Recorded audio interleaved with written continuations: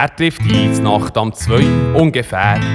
Seine Frau ist noch wach unterher und schlägt kurz um den armen Tropf eine Bratpfanne über den Kopf. Und das ohne Gestürm und ohne Kehr. Wo der Mann dann nach etwa gut 2 Stunden wieder langsam zu sich ist gekommen, sagt sie, du tust mich hintergehen, gibt den Zettel, drauf steht Lena, der sei in seinem Kittel vorgekommen.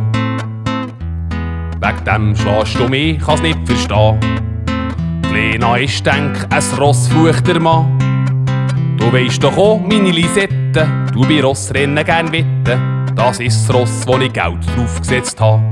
Die Woche drauf, seine Frau voller Reue, tut ihn belohnen, wegen seiner Treue.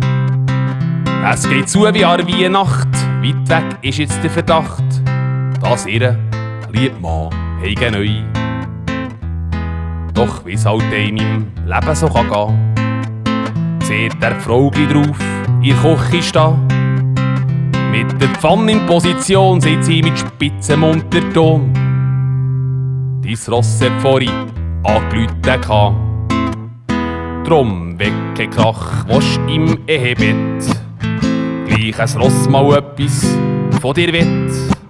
Kannst von dem Lied jetzt lernen, du nie mit mir Ross verkehren.